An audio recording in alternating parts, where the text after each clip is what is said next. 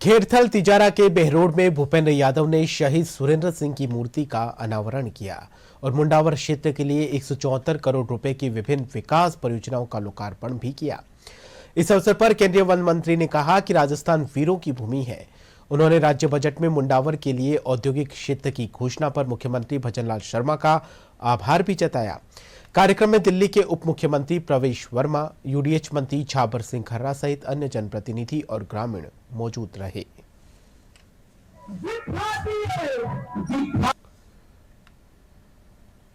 भिवानी में तो औद्योगिक क्षेत्र है, लेकिन इस औद्योगिक क्षेत्र का लाभ अगर हमारे जिले के अंदर के क्षेत्रों को भी मिलेगा तो उसका लाभ होगा।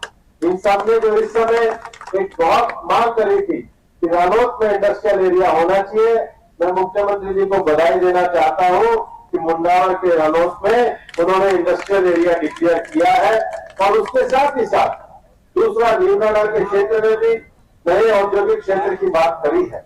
हम चुनाव लड़े थे तो निश्चित रूप से हम पानी के मुद्दे पर चुनाव लड़े थे और मैं मानता हूं कि एक एक चीज को आगे बढ़ाने के लिए, एक एक चीज पे फाइल को आगे बढ़ाने के लिए मेहनत करनी पड़ती है।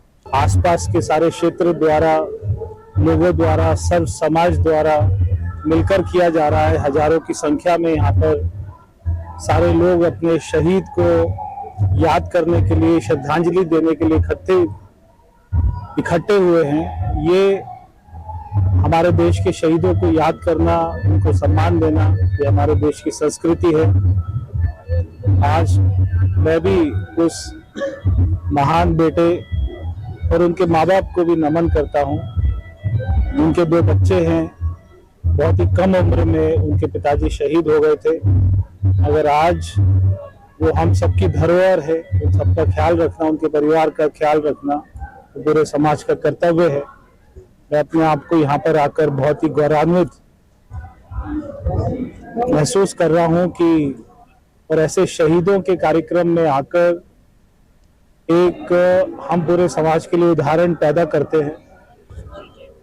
हम भी ये कोशिश करते हैं और ये गांव देहात की परंपरा है कि कभी कोई गांव का बच्चा शहीद होता है तो पूरा गांव मिलकर उसकी प्रतिमा लगाता है।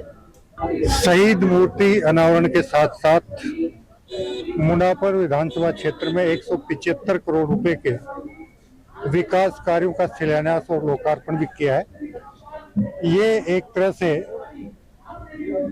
शहीद को सही श्रद्धांजलि है कि उनके क्षेत्र में 175 करोड़ रुपए के विकास कार्यों का शिलान्यास और लोकार्पण हुआ है। हम शहीद के प्रति चरणों में नमन करते हैं और साथ ही हमारी भारतीय सेना के तीनों अंगों के साथ साथ अर्धसैनिक बलों के उन सभी जवानों के प्रति भी